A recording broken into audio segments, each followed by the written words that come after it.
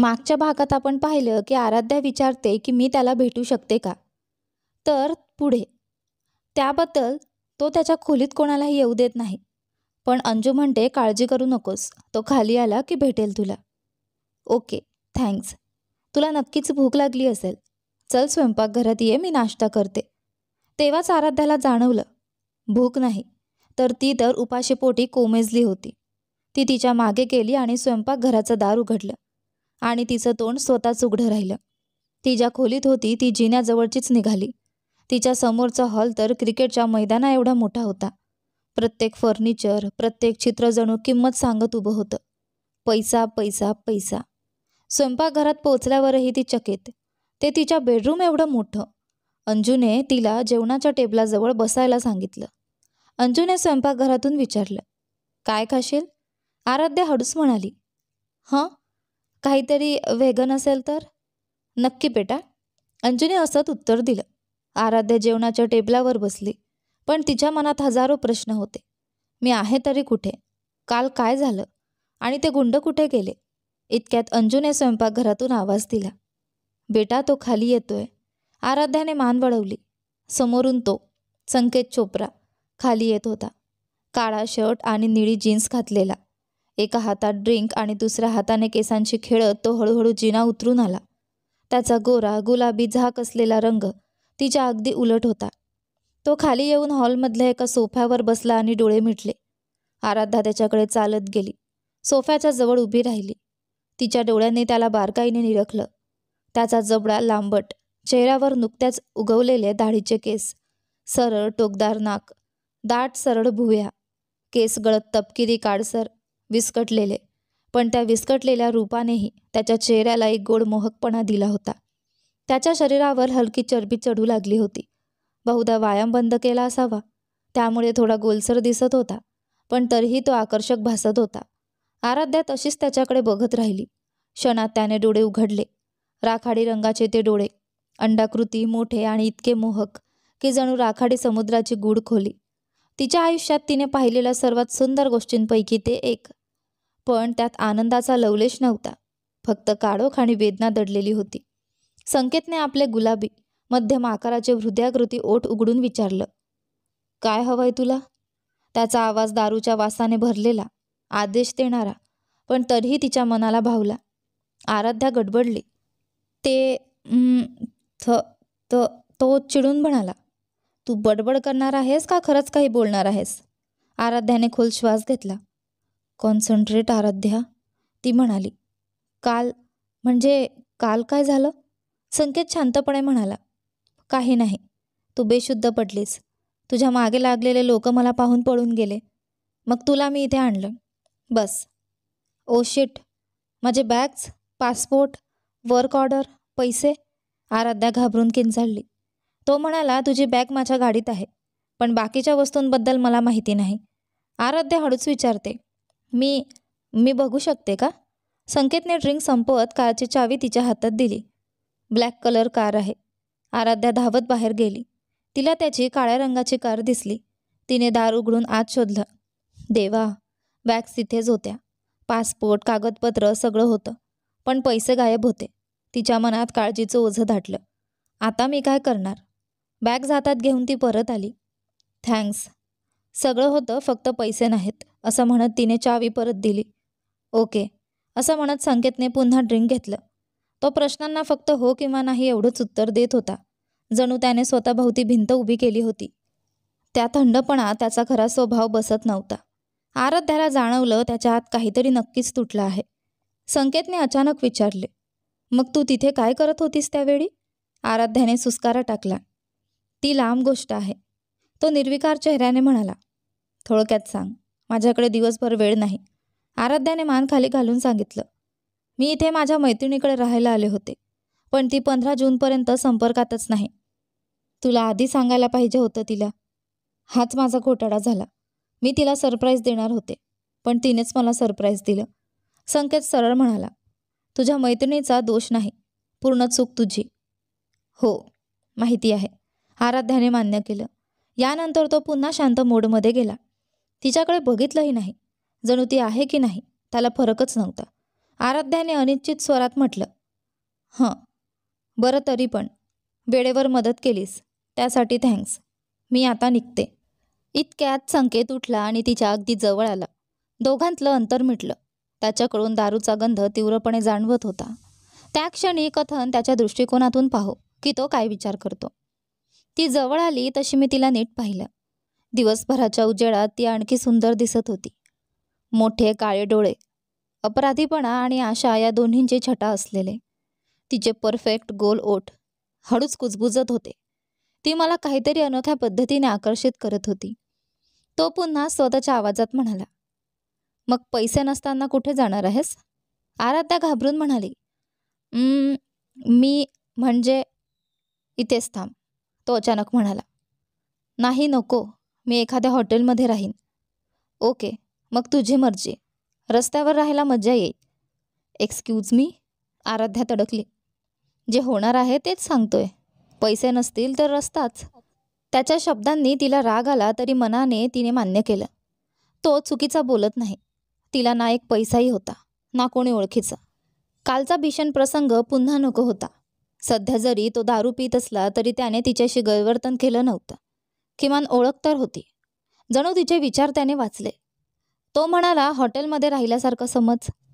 जेव्हा पैसे मिळतील तेव्हा मला भाडं दे. आराध्याला कल्पना आवडली. Okay, thank you. थँक्यूची गरज नाही. पैसे मिळाले की दे. संकेतने पुन्हा ग्लास हातात घेतला आणि घरातून बाहेर गेला. आराध्या पुन्हा डायनिंग टेबलवर परत आली. तिच्या जेवणाची वाट बघू लागली. स्वीटहार्ट, तुझा ब्रेकफास्ट. अंजूने आनंदाने प्लेट समोर ठेवली. सँडविचेस, उकडलेली अंडी, जॅमसोबत टोस्ट आणि ऑरेंज ज्यूसचा ग्लास. ती तिच्या शेजारी बसली. आराध्याने कृतज्ञतेने हसत खाणं सुरू केलं. पहिलाच घास तोंडात घातल्यावर ती खुश झाली. डिलिशियस. थँक्यू. तुमचं नाव? अंजू हसली. अंजू, तिने उत्तर दिलं. आराध्याने हसत म्हटलं, थँक्स अंजू. अंजूने विचारलं, तुझं नाव काय गं? आराध्या म्हणाली, आराध्या विक्रांत कुमार. अंजूने थोडक्यात ते उच्चारायचा प्रयत्न केला. आराध्या विक्रांत कुमार. आराध्या हसून लोडत झाली. अरे, अवघड जातंय ना? थोडंसं. अंजूही हसली. ठीक आहे, तू मला आर्या म्हणालीस तरी चालेल. आराध्या म्हणाली. हो, आर्या बरं वाटतंय. अंजूने मान डोलावली.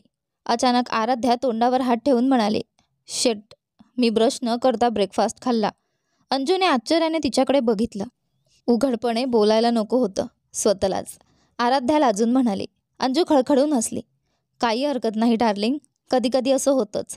थोडा वेळ शांत राहिल्यावर अंजूने विचारलं, मग इथे का आलीस तू?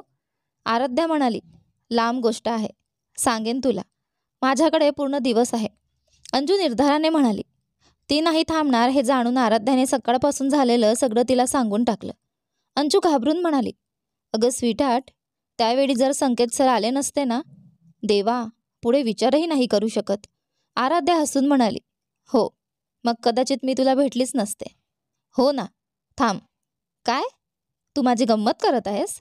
अंजू हसत म्हणाली, घाबरू नकोस, मी इथेच राहीन माझी मैत्रीण येईपर्यंत. आराध्या म्हणाली, मी पण तिची जागा भरून काढण्याचा प्रयत्न करेन. अंजू आश्वासक स्वरात म्हणाली. आराध्या हसली. तू नाही करू शकत, कारण ती एक नंबरची इडियट आहे. मग मीही थोडीशी इडियट होण्याचा प्रयत्न करते. अंजू मिश्किलपणे म्हणाली. दोघी पुन्हा पोट धरून हसल्या. तू दमली असशील, जाऊन थोडी विश्रांती घे. अंजू म्हणाली. हो. असं म्हणून आराध्या परत खोलीत गेली आणि दार लॉक केलं. आता सैतानाला सामोरं जाण्याची वेळ. तिने मोबाईल काढून बाबांना कॉल केला. 2 रिंगमध्ये त्यांनी उचलला. बटरकप, 12 तास झाले तू कॉलच केला नाहीस. काय भानगड आहे? तिकडून त्यांचा आवाज मोठ्या आवाजात घुमला. डॅड, थांबा थांबा, श्वास घ्या. मी ठीक आहे, मी व्यवस्थित पोहोचले. आराध्या म्हणाली. बेटा, मला काळजी वाटायला लागली होती. तू नक्की ठीक आहेस ना? हो डॅड, मी ठीक आहे. आराध्याने खात्री दिली. कालचं सगळं सांगितलं तर ते वेडे होतील आणि आता पैसे मागितले तर नक्की संशय येईल. त्याला माहिती आहे की माझ्याकडे महिनाभरासाठी पुरेसे पैसे आहेत. नोकरी लागल्यावर एकदम भाडं देईन. ते पुन्हा विचारू लागले, बेटा अनिता कुठे आहे? तिच्याकडे नीट पोहोचलीस ना? दे फोन तिला. त्या खोडकर मुलीशी बोलतो मी. आराध्याने थोडं थांबून म्हटलं, डॅड, म्हणजे ती इकडे नाही आहे. काय? त्याचा अर्थ काय? त्यांचा स्वर चढला. ती फोटोशूटवर गेली आहे, 2 महिने येणार नाही, आराध्या म्हणाली. म्हणून सांगितलं होतं आधी कळवायला तुला, इडियट. त्यांचा राग पुन्हा उसळला. डॅड डोंट वरी, मी तिला निघण्यापूर्वी भेटले. तिने तिचं काम कॅन्सल करू शकले नाही. तिला वाईट वाटलं माझ्यासाठी.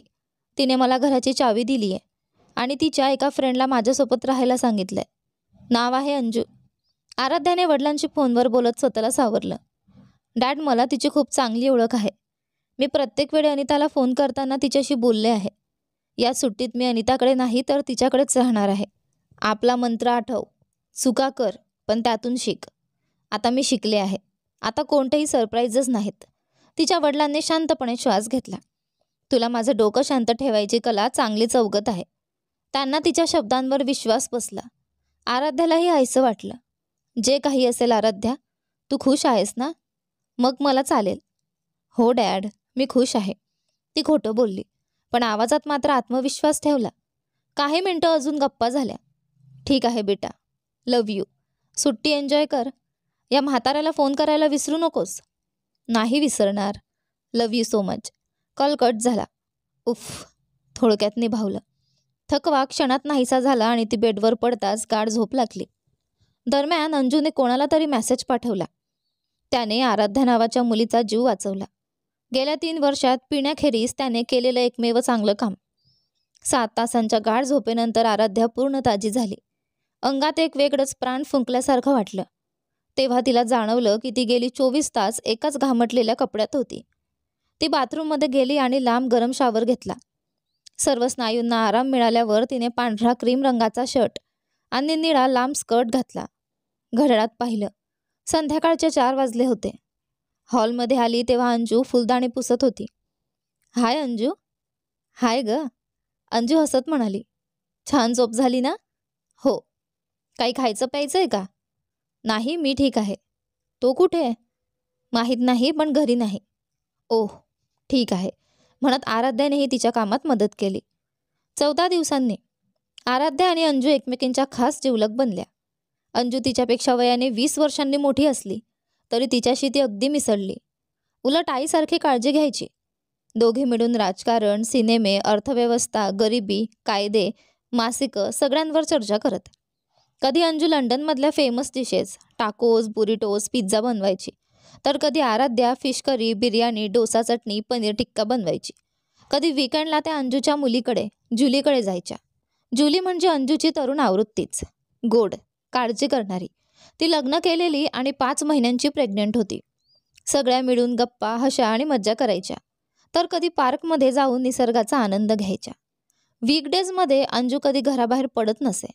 घरकाम, संकेत चोप्राला हवं ते देणं, रात्री उशिरापर्यंत त्याची वाट बघणं, तो येताच दार उघडणं आणि त्याच्या आरडाओरड्या सहन करणं, हा तिचा दिनक्रम होता. कधी कधी ती त्याच्या ओरडण्यामुळे रडायची, पण काही मिनिटात पुन्हा सावरायची. आराध्या मात्र त्या मोठ्या आलिशान घरात फिरत पुस्तकं वाचत वेळ घालवत असे. त्या 2-3 मजल्यांच्या वाड्यात gym, pool, study room, cinema hall, tennis court सगळं काही होतं. सगळ्या खोल्या उघड्या असायच्या, फक्त संकेत चोप्राची खोली वगळता. अंजूलाही कधी तिकडे जाताना तिने पाहिलं नव्हतं. वडिलांशी ती 2 दिवसाआड बोलत असे. कधी तेही अंजूशी बोलून खात्री करत की आराध्या खोटं बोलत नाहीये आणि अंजूने आपल्या भूमिकेतून एकदाही तिला निराश केलं नाही. तिला आता हे आयुष्य सवयीचं होऊ लागलं होतं, फक्त जेटलॅग सोडून. संकेत चोप्राला ती दररोज बघायची. हमखास दारू पिऊन घरातून बाहेर पडणारा आणि मध्यरात्रीनंतरच परतणारा. ना आमच्याशी बोलणं, ना माझं नाव विचारणं. अंजूने काही विचारलं तर त्यावरच ओरडून उत्तर. एवढं मोठं घर आणि एकच नोकराणी. काहीतरी गडबड स्पष्ट जाणवत होती. पण एक गोष्ट आराध्याला नक्की समजली होती. तो स्वतःला जगापासून भिंतीआड लपवत होता. हा क्रम असाच सुरू होता. पण एके दिवशी संध्याकाळचे 8:30 वाजले होते. जेवण झाल्यावर दोघी किचनमध्ये गप्पा मारत बसल्या होत्या. तेव्हा अंजूचा फोन वाजला. हो महेश. महेश जुलीचा नवरा. खूप चांगला, हसतमुख, मजेशीर. अंजूच्या आवाजात थरथर भरली. काय? कधी? ठीक आहे, येते, काळजी करू नको. आराध्या दचकली. काय झालं अंजू? अंजूच्या डोळ्यात पाणी आलं. जुली, ती ती जिन्यातून पडली आहे. आणि ते तिला हॉस्पिटलला घेऊन जात आहेत. अरे देवा, ती 5 महिन्यांची प्रेग्नंट आहे. आराध्याने तोंड झाकत आश्चर्य व्यक्त केलं. हो, आणि त्यामुळेच मी घाबरले, असं म्हणत अंजू रडतच आपल्या खोलीत धावत निघाली. आराध्या तिच्या मागे धावत म्हणाली, काळजी करू नकोस, काही होणार नाही. खोल श्वास घे, रिलॅक्स हो, बाळ ठीक असेल, चिंता करू नकोस. हे प्रभू, दोघींनाही वाचव, असं पुटपुटत अंजू कपडे बदलू लागली. ऐक ना अंजू, माझ्याकडे बघ, ती ठीक असेल, चल आपण जाऊ आणि पाहू. नाही नाही, मी जाते, तू इथेच थांब, मला तुझ्याकडून एक मदत हवी आहे. काय? सांग. संकेत चोप्रा परत आला की तू दरवाजा उघडशील का? नक्की मी उघडेन. आणखी एक? हो बोल ना. ह्या नंबरवर तू मेसेज करशील का की तो घरी आला आहे? म्हणत अंजूने मोबाईल दिला. हा कोणाचा? त्याच्या आईचा. करशील ना गं? नक्की अंजू, करेन. थँक्यू स्वीटहार्ट, असं म्हणत तिने आपली पर्स उचलली. हॉस्पिटलला कसं जाणार? नेहमीप्रमाणे ट्रेनने. आणि मेसेज करायला विसरू नकोस, तिने पुन्हा बजावलं. नाही विसरणार, आणि काही कळालं की लगेच मला फोन कर. हो करते, असं म्हणत ती जवळजवळ धावतच घराबाहेर पडली. आराध्याने दरवाजा लॉक केला. घरात एकटीच. अहो, आता तर सिरियल किलरच्या गोष्टी आठवू लागल्या. ती सोफ्यावर बसली आणि ठरवलं की तो येईपर्यंत टी व्ही बघू. Help me. आराध्या दचकून उठली. च्या, हा मूर्ख टी व्ही, ती भुताटकी मूव्ही. हृदयाचे ठोके शांत करून तिने सारं आठवलं. जेवण, अंजूचा फोन, जुलीची अवस्था आणि तिची विनंती. घड्याळ पाहिलं, रात्री 12 वाजून गेले होते. तरीही संकेत चोप्राचा पत्ता नव्हता. तिने लगेच अंजूला फोन लावला. शेवटच्या रिंगवर अंजूने उचलला. अंजू, जुली कशी आहे? ईश्वराच्या कृपेने दोघीही ठीक आहेत. आनंदाश्रूंनी तिचा आवाज थरथरत होता. उफ, थँक गॉड. आराध्याने सुटकेचा निश्वास सोडला. डॉक्टरांनी आजची रात्र इथेच थांबायला सांगितलंय, म्हणून मी तिच्याबरोबरच आहे. महेशजी घरी गेले? ठीक आहे, तिची काळजी घे. तो आला का? अजून नाही. हा मुलगा पण ना? सॉरी स्वीटहार्ट, काळजी करू नकोस, सकाळी येते. अंजू, सॉरी म्हणू नकोस, मी सांभाळेन. जुलीला घरी सोडल्यानंतरच इथे ये. थँक्यू बिग हार्ट, तू नसतीस तर. अंजू, मला मदर टेरेसा बनवू नकोस. दुसऱ्या बाजूला तिच्या हसण्याचा आवाज आला. ठीक आहे, बाय. आणि सॉरी, या टेन्शनमध्ये तुला फोन करायचंच विसरले. काही नाही, बाय, म्हणत आराध्याने फोन ठेवला. ती पुन्हा तोच निकृष्ट हॉरर मूव्ही बघू लागली. फक्त ओरडण्यांचा आवाज. अर्धा तास उलटला, बाहेर जोरात गाडीचा हॉर्न वाजला. आला तो, पण आज विचित्र होतं. तो सहसा हॉर्न वाजवत नाही, आणि आज तर सततच. ती धावत गेली आणि दरवाजा उघडला. धडाम. संकेत चोप्रा कारच्या स्टिअरिंगवर कोसळलेला. आराध्या धावत कारपर्यंत गेली. दरवाजा उघडला आणि त्याचं डोकं तिच्या हातात घेत हलवत जागा करण्याचा प्रयत्न केला. तो थोडासा शुद्धीत आला आणि बडबडू लागला. हे फक, आय वोन, वेअर इज माय फकिंग मनी. दारूचा तीव्र वास. आज तर तो स्वतःच्या मर्यादेपेक्षाही जास्त प्याला होता. तो चालायलाही सक्षम नव्हता. आराध्याने त्याचा हात आपल्या खांद्यावर टाकला. दुसऱ्या हाताने त्याला कमरेपासून धरलं आणि कसाबसा ओढत घरात घेऊन आली. देवा, एवढा जड, आणि दारूचा वास तर असह्य. त्याला त्याच्या खोलीत नेणं शक्य नव्हतं, म्हणून तिने त्याला स्वतःच्या खोलीत नेलं. बिछाण्यावर बसवलं. तेव्हा तिला जाणवलं त्याचे केस आणि शर्ट पूर्ण भिजलेले. शा, असा का स्वतःचा सत्यानाश करतो हा माणूस? अशा अवस्थेत झोपला तर नक्की सर्दी होईल. आधी याला कोरडा करायला हवा. संकेत, संकेत चोप्रा, ऐकू येतंय का? तिने त्याच्या गालावर थाप मारली. व्हॉट? तू पूर्ण ओला झाला आहेस, कपडे बदलण्याची गरज आहे, आराध्याने सौम्य पण ठाम आवाजात सांगितलं. संकेत चोप्रा गडबडीतच बडबडला. तू तू आपले नाही, माझे बदलायला परवानगी नाही का विचारायची? देवा, खरंच काय बोलतोय हा? आराध्या मनातच म्हणाली. तुझे कपडे बदलायचे आहेत, माझे नाही. ओके, तुमच्या रूमची किल्ली द्याल का? मी तुमचा शर्ट घेऊन येते, ती म्हणाली. आता हा नक्की रागावणार असा विचार करताच तिचं हृदय धडधडलं. पण आश्चर्य म्हणजे तो तसाच तिच्याकडे एकटक पाहत राहिला आणि मग आपल्या पॅन्टच्या खिशातून किल्ली काढून तिच्या हातात ठेवली. एनिथिंग फॉर यू, तो म्हणाला. थँक गॉड दारू, मोठी पळवाट मिळाली. असं म्हणत आराध्या त्याच्या खोलीकडे धावत गेली. दरवाजा उघडताच तिला जणू कचराकुंडीच्या आत पाऊल टाकलं असल्यासारखं वाटलं. अगदीच कुचका वास. खिडक्या घट्ट बंद, हवाच नाही. जमिनीवर पसरलेले दारूच्या रिकाम्या बाटल्या, बेडवर घाणेरड्या कपड्यांचा ढीग, टेबलवर अर्धे खाल्लेले पिझ्झा, भिंतींवर कुठल्या कोणत्या शब्दांनी खरडाटी, त्यात बहुतेक एकटेपणा हाच शब्द पुन्हा पुन्हा. आराध्याला उलटीच आली. हा माणूस राहत नाहीये, जणू एखाद्या गटारातला उंदीर राहतो तसा जगतोय.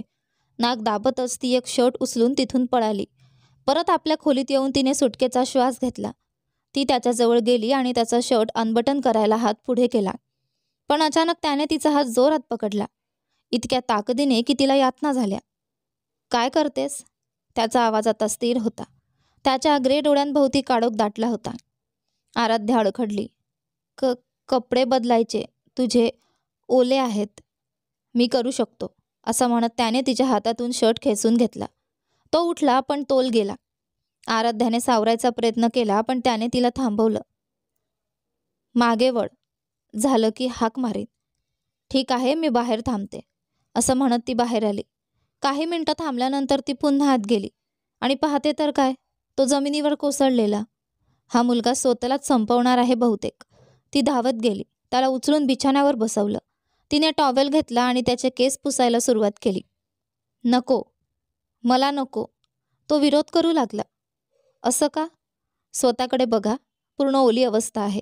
अशा अवस्थेत झोपलात तर उद्या डॉक्टरच लागणार. स्वतःची काळजी घ्या संकेत चोप्रा. नेहमी असं राहिलात तर. ती बोलताना त्याच्या डोळ्यात पाहत होती आणि अचानक ते डोळे बदलले. आधी जिथे काळोख होता तिथे आता आठवणी, ओलावा आणि एक हरवलेल्या खजिन्यासारखी ओढ. अचानक त्याने तिच्या कमरेत हात घालून तिला घट्ट जवळ घेतलं. त्याने आपलं डोकं तिच्या पोटावर टेकवलं आणि अश्रूंनी भरलेल्या आवाजात कुजबुजला. तू माझ्याशी तिच्यासारखी वागतेस. त्या शब्दांसोबतच संकेत चोप्रा अचानक रडू लागला. आराध्या तशीच उभी राहिली. धक्का आणि संभ्रम दोन्ही तिच्या डोळ्यात स्पष्ट दिसत होते. ती कोण? त्याच्या स्पर्शाने तिच्या अंगातून विजेचा झटका गेल्यासारखं झालं. हृदय जणू छातीतून बाहेर पडेल इतकं जोरात धडधडू लागलं. पाय थरथरू लागले. मेंदू म्हणत होता, दूर हो त्याच्यापासून. पण मन म्हणत होतं, त्याला थांबवू नकोस, साथ दे. तिच्या टॉपवर त्याच्या अश्रूंची ओलसर चाहूल जाणवली. धैर्य एकवटून तिने अलगद हात त्याच्या डोक्यावर ठेवला आणि त्याच्या काळसर तपकिरी दाट केसांवरून हलकेच हात फिरवू लागली. त्याची मिठी आणखीन घट्ट झाली. श्श श्श, अरे शांत, काही नाही, ती अलगद म्हणत त्याला शांत करत राहिली. हळूहळू त्याचं रडणं कमी झालं आणि अचानक तो तिच्या मिठीतच गाढ झोपला. आराध्याने सावधगिरीने त्याचे हात आपल्या भोवती अलगद सोडवले आणि त्याला पलंगावर टेकवून त्याच्यावर चादर ओढून दिली. त्याचा चेहरा शांत होता, बालकासारखा निवांत. जसं मी ओळखलं होतं तसं तो कुठल्या तरी वेदनेत आहे आणि ती वेदना एखाद्या तिच्यामुळे आहे.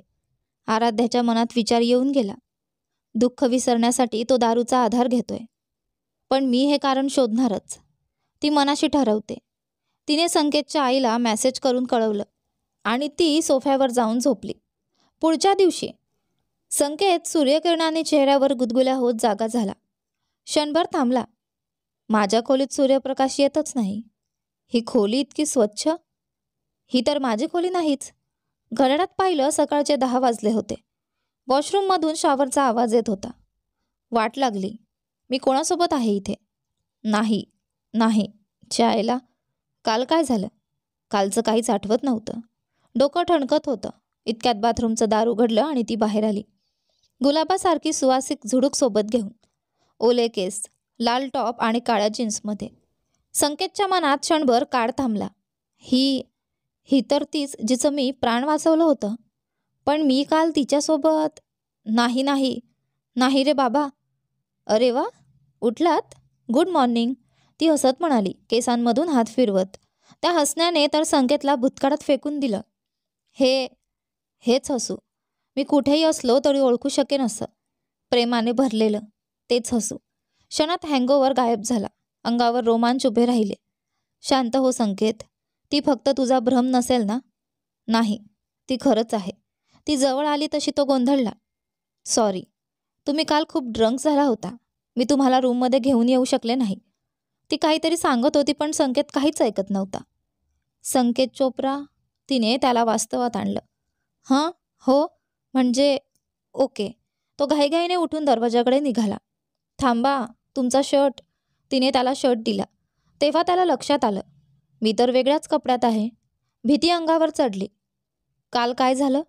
त्याने आवाज चढवून विचारलं. अरे, तुम्ही भिजला होता म्हणून मी कपडे बदलले, ती शांतपणे म्हणाली. आराध्याला भिंतीला खिळवत संकेत चोप्राने संतापाने तिचे दोन्ही हात घट्ट पकडले. भीतीने आराध्याच्या चेहऱ्यावर पांढरा फकट पडला. तू माझे कपडे बदललेस आणि माझ्यात आणि तुझ्यात काही झालं असेल तर लगेच सांग, तो जवळजवळ ओरडतच म्हणाला. ती घाबरून थरथरत म्हणाली. न न नाही संकेत चोप्रा, तुम्हीच कपडे बदलले. मी बाहेर होते आणि काहीही झालं नाही, मी शपथ घेते. त्याच्या डोळ्यात तिने सत्य पाहिलं. ती खोटं बोलत नव्हती. ठीक आहे, बरं झालं काही नाही. आता माझ्यापासून दूर राहशील, जवळ येऊ नकोस पुन्हा, तो संतापाने ओरडला. हो, ती हलक्या आवाजात म्हणाली. संकेतने तिला भिंतीवरून सोडलं. अंजू कुठे आहे? ती जुलीच्या घरी गेली आहे, तिथेच आहे ती, आराध्या अडखळत म्हणाली आणि डोळ्यात पाणी दाटून आलं. शिट. संकेत मनाशी शिवी घालतच तिथून बाहेर पडला. आपल्या खोलीत जाऊन बाटली हातात घेतली आणि दारूचा घोट घशात ओतत राहिला. ते हसू, सगळं माझा भ्रम आहे, भ्रमच आहे, तो स्वतःलाच समजावत होता. खालील मजला. आराध्याच्या मनात. काय झालं असं अचानक? एवढं रागवायचं काय होतं? त्याच्या त्या करड्या डोळ्यात रागापेक्षा भीती होती. संकेत आणि आराध्या यांच्या आयुष्यात पुढे काय होईल ते पहा आपल्या कथेच्या पुढच्या भागामध्ये. पण तोपर्यंत तुम्हाला आपल्या ह्या कथेचे हे दोन्ही भाग कसे वाटले मला कमेंट करून नक्की कळवा. दोघी व्हिडिओजवर कमेंट करा, लाईक करा, शेअर करा. चॅनलवर नवीन असाल तर सबस्क्राईब करा. धन्यवाद.